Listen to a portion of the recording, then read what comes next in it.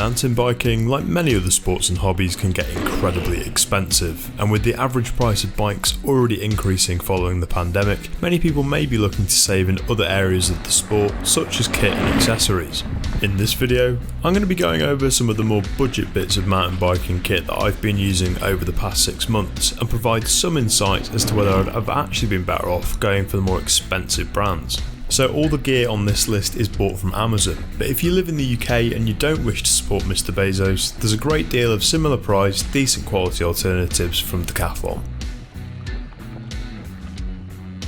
So kicking this list off, we've got this 20 litre backpack from Local Lion. You can get this on Amazon for just less than 30 quid, and it comes in a variety of different colours. While this rucksack isn't specifically aimed at mountain bikers, it does feature some support straps, a hydration pouch slot, and this handy attachment to carry a helmet. There's also numerous compartments so that you can separate your tools and keys from the more delicate items like your phone and GoPro lenses. For day-long trips, I'd say the capacity might be slightly too limited to carry enough food and water, but for most 2 to 3 hour rides, I've found the capacity to be more than enough to carry all my standard kit, plus any filming gear, and even to store away multiple layers in the winter as well. Compared to popular brands like Camelback, this backpack is considerably cheaper for the storage space that you get. I think one area that you would notice between the two of these is the quality of the zips on the Local Lion. They sometimes get stuck, which is quite annoying when you're out on the trail and you need to quickly grab something from your rucksack. For the price though, this is definitely understandable, but for a beginner on a budget or somebody who just wants a backpack that will do the job, the Local Lion is a perfect alternative to those more expensive options.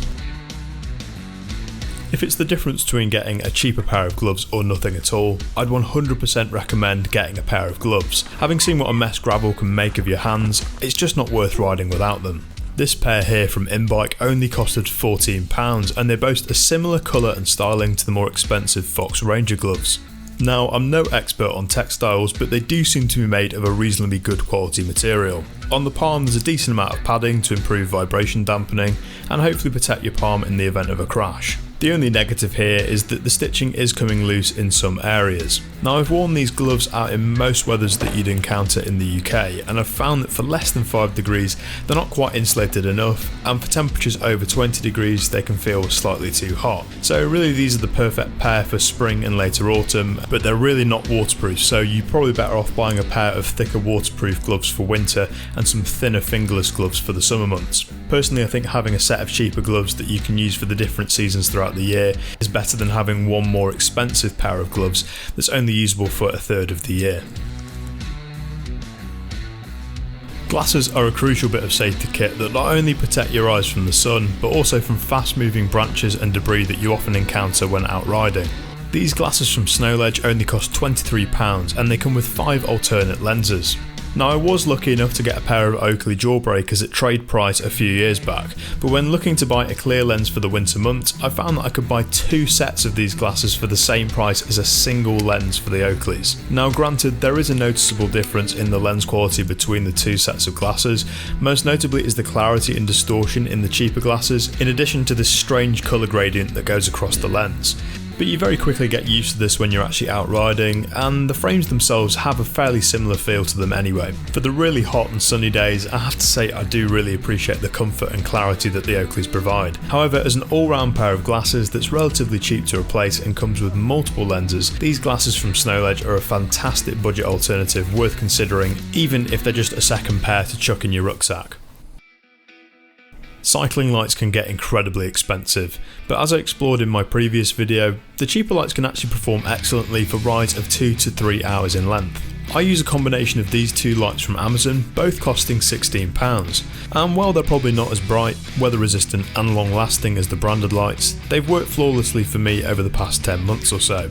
One thing that I did forget to mention in that previous video was that if you ride in a group with others, I found it's quite important for everybody's lights to be of equal brightness. This ensures that your eyes can adjust properly to the brightness of your beam and not to the brighter beams of everyone else around you. Trust me, I've learnt this the hard way. That said, if you buy a pair of cheaper lights and they're not as bright as everybody else's, a good group should be happy to either dim their lights down or for riders with the brighter lights to go at the back of the group. Either way, it shouldn't put you off buying the cheaper lights such as these ones. Further to this, a pair of these £2 button lights are an absolute must-have for any mountain biker to have in your backpack. They take up barely any room at all and they're a total lifesaver if you ever get caught out in the dark. These cranks from IXF are probably one of the most controversial items on this list. You've probably seen them advertised on Amazon and eBay, and they vary in price from £30 to £50. I use them to convert my cheap commuter bike into a 1x setup, and honestly I can't actually fault them so far.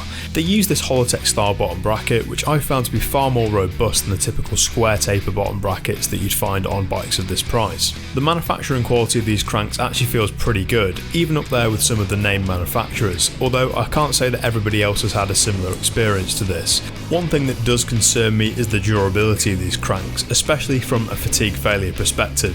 Even the top manufacturers get this wrong and see so-called random failures, so given the price of these cranks I can't say I'm filled with confidence. The sort of cracks that form and propagate in aluminium alloy cranks are sometimes quite difficult to spot, so it can appear as if they just fail suddenly. Therefore it is worth keeping this in mind if you plan on using these cranks for heavy off-road riding. But I've done thousands of kilometres for the past 2 years on these cranks, varying from commuting to cross-country riding, and I've never had any issues whatsoever.